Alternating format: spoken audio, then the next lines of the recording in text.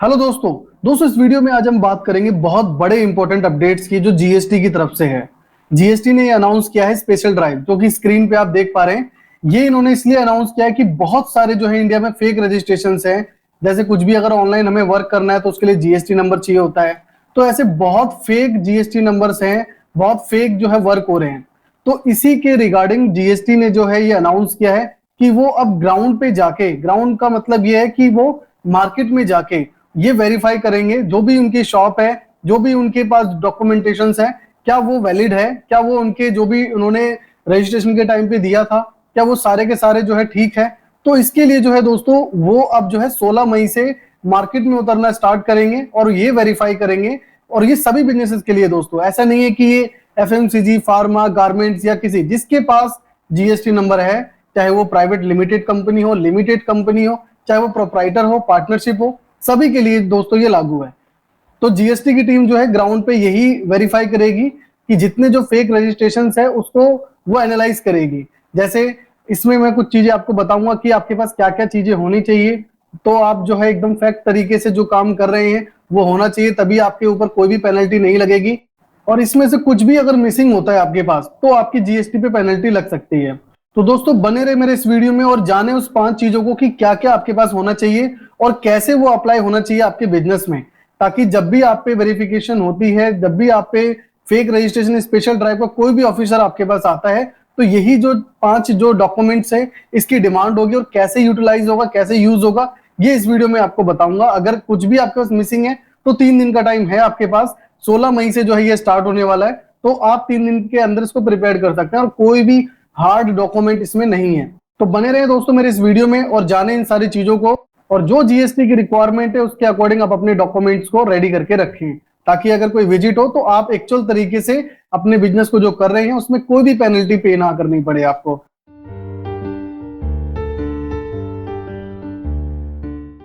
तो चलिए दोस्तों स्टार्ट करते हैं।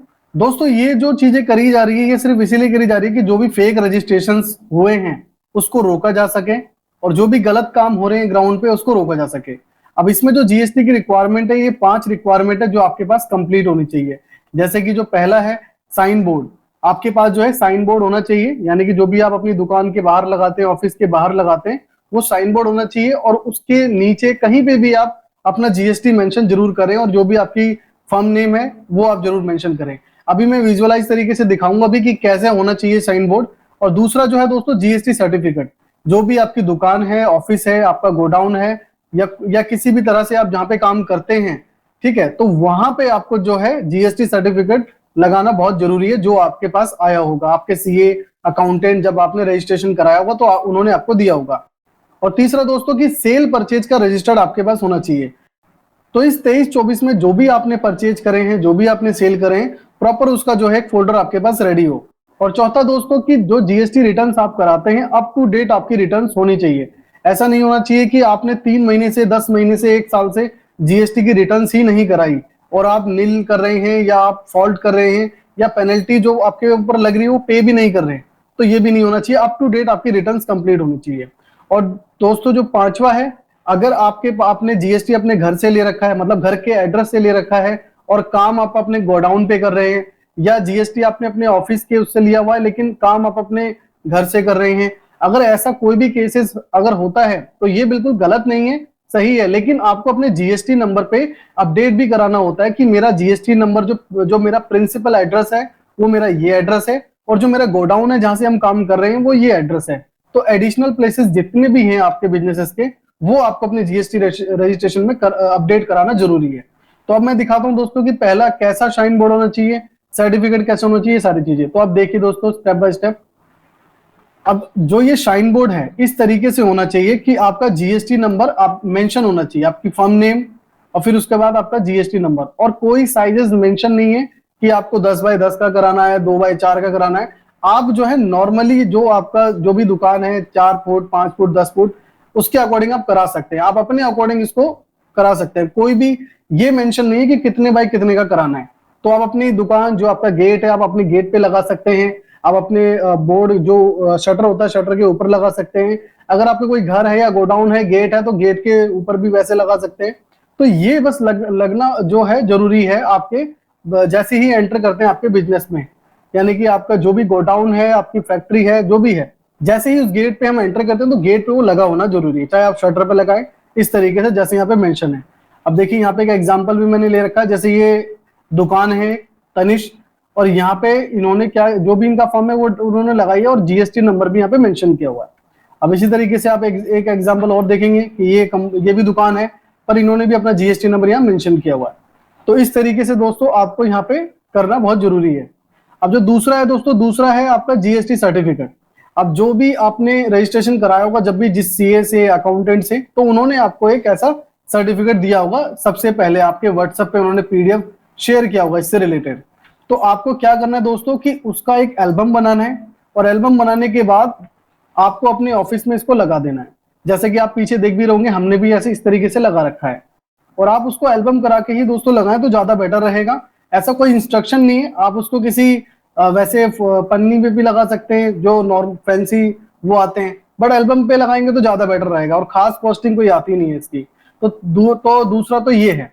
और तीसरा दोस्तों क्या है कि जो भी आप परचेज कर रहे हैं, सेल कर रहे हैं, तो प्रॉपर उसका एक फोल्डर मेंटेन हो।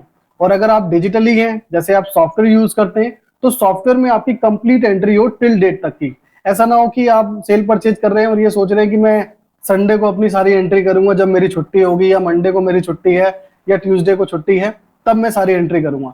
अगर आप डिजिटली मेंटेन कर रहे हैं तो आपके पास डिजिटली सारा रिकॉर्ड मेंटेन होना चाहिए टिल डेट। अगर वो विजिट करते हैं तो यही डेटा आपसे मांगेंगे कि आपके, क्योंकि बहुत सारी चीजें अब ऐसी हो गई, डिजिटल हो गई है कि हमारी परचेज डिजिटल आती है और हम सेल भी डिजिटल करते हैं, यानी कि उनको व्हाट्सएप कर देते हैं, ईमेल कर देते हैं बिल बनाने के बाद, तो फिजिकल कॉपी की जरूरत नहीं पड़ती। तो ऐसे केस में आपका जो सॉफ्टवेयर है वो टिल डेट अपडेट होना चाहिए सेल परचेज से, और जो भी आपकी ट्रांजेक्शन है, चाहे पेमेंट रिसिप्ट है, वो भी अपडेट होना चाहिए, अगर आप ये फिजिकल कॉपी यूज नहीं कर रहे हैं। बट दोस्तों की परचेज जो भी आप करते हैं, परचेज की तो फिजिकल कॉपी आपके पास मोस्टली आती ही होगी, तो उसका एक फोल्डर जरूर मेंटेन करें। और अगर आप डिजिटल सॉफ्टवेयर यूज नहीं करते तो सेल परचेज पूरा रिकॉर्ड मेंटेन रखें टिल डेट, जो भी आपके पास है। और जो नेक्स्ट है दोस्तों, नेक्स्ट में जो आपने जीएसटी नंबर लिया हुआ है दोस्तों, तो उसका कंप्लीट रिटर्न्स फाइल होना चाहिए टिल डेट, अगर कभी भी वो विजिट करते हैं। तो जैसे मान लीजिए आपने सोचा कि मैं 2 महीने बाद रिटर्न करा दूंगा, कोई बात नहीं, पेनल्टी है, पेनल्टी में पे कर दूंगा, लेकिन मैं रिटर्न बाद में कराऊंगा, इस तरीके से भी अगर आप करते हैं तो भी प्रॉब्लम है। ठीक है, तो जीएसटी रिटर्न्स आपकी कंप्लीट होनी चाहिए। और कैसे फाइंड करोगे कि मेरा जीएसटी कंप्लीट हुआ भी है या नहीं हुआ है, या अकाउंटेंट या सीए पता नहीं करते भी हैं या नहीं कर रहे, तो आप gst.gov पे जाके वहां पे अपना जीएसटी नंबर डाल के चेक कर सकते हैं कि हमारी रिटर्न फाइल कब तक हुई है। तो वहां पे इस तरीके से आपको डेटा दिख जाता है, जैसे आप यहाँ पे ये देख पा रहे हैं इस तरीके का डेटा कि कब कब आपकी रिटर्न हुई है, तो आप जाके चेक कर सकते हैं। या गूगल पे आप सर्च करिए जीएसटी सर्च, और पहले पेज पे क्लिक करके अपना जीएसटी नंबर डाल के आप चेक कर सकते हैं। उसके बाद दोस्तों, जैसे मैंने बताया एडिशनल प्लेसेस, तो एडिशनल प्लेसेस में यही होता है ज्यादातर कि हमने अपना जीएसटी अपने घर से ले लिया है, एनओसी दिखा के घर से ले लिया, लेकिन हम काम गोडाउन पे जाके कर रहे हैं, या फिर जीएसटी नंबर हमने घर से लिया हुआ लेकिन ऑफिस में हमने ले रखा है, काम हम ऑफिस पे जाके कर रहे हैं, या ऑफिस पे अपने जीएसटी ले रखा है, काम हम अपने घर पे कर रहे हैं या गोडाउन में कर रहे हैं। तो दोस्तों आपको क्या करना होगा, कोई इसकी एडिशनल फीसेस नहीं है, जो भी अकाउंटेंट्स ये आपसे नॉर्मली चार्ज करते हैं वही चार्ज लगता है। आपको अपना बिजनेस प्लेस जो है वहां पे अपडेट करना है, चाहे आपके पास 2 एड्रेस है या 3 एड्रेस है। जैसे ऑफिस के एड्रेस पे आपने जीएसटी लिया हुआ है, लेकिन गोडाउन आपने कहीं और बना रखा है, तो वो गोडाउन का जो एड्रेस है वो भी आपको जीएसटी पोर्टल पे मेंशन करना है कि मेरा गोडाउन यहाँ पर है, इस वाले एड्रेस पे, इस वाले पिन कोड पे है। और यदि आप घर से काम कर रहे हैं और ऑफिस के उससे जीएसटी ले रखा है, तो आप उसको भी अपडेट करें कि मैं अपने घर पे एज ए गोडाउन काम करता हूँ, यहाँ पे हमारा स्टॉक सारा कैरी रहता है, क्योंकि ऑफिस पे जो है मुझे कंफर्म नहीं है कि मेरा स्टॉक चोरी हो जाए या कुछ भी मिस हैपन हो जाए, तो इसलिए मैं अपना सारा स्टॉक कैरी करके घर पे रखता हूँ। तो आपको वो घर का एड्रेस वहां पे मेंशन करना है। तो दोस्तों बिजनेस में जितने भी आपके एड्रेस हैं, जितने भी आपके बिजनेसेस एडिशनल प्लेसेस में आते हैं, उन सभी के एड्रेस जो है आपके जीएसटी पोर्टल पे अपडेट होना चाहिए। अगर नहीं है, अगर आप उसमें पकड़े जाते हैं तो इसमें पेनल्टीज है। अब जो पेनल्टीज है वो तो आपको डायरेक्टली इंस्पेक्टर ही आपको बताएगा, क्योंकि बहुत सारे उसमें रूल रेगुलेशंस फॉलो होते हैं। हो सकता है कि 2 फॉलो हो रहा हो, आपको 2 ना हो रहा हो, तो उसके अकॉर्डिंग आपकी पेनल्टी लगती है। आई होप दोस्तों कि इस अपडेट को आप समझ पाए होंगे और इसके अकॉर्डिंग आप अपना एक्शन लेंगे। अगर इसमें कुछ भी आपकी मिसिंग है, क्योंकि ये जो स्पेशल ड्राइव होने वाली है पूरे ऑल ओवर इंडिया के लिए होने वाली है, तो किसी स्टेट पे डिपेंड नहीं है, पूरे ऑल ओवर इंडिया पे है। तो इनमें से कुछ भी अगर आपके पास मिसिंग है तो आप इमीडिएटली करा सकते हैं। और इसमें दोस्तों कोई भी एक्सपेंसिव आपका खर्च नहीं है। मान लो अगर आपने सर्टिफिकेट नहीं लगाया तो 100-150 रुपए का एक्सपेंस आता है आपका सर्टिफिकेट का प्रिंट आउट करके उसको एक एल्बम में लगाना। और अगर आपने एडिशनल प्लेसेस अपडेट नहीं कराए तो आप अपने अकाउंटेंट सी या जिनसे जीएसटी नंबर लिया है आप उनको इन्फॉर्म करके अपडेट करा देंगे।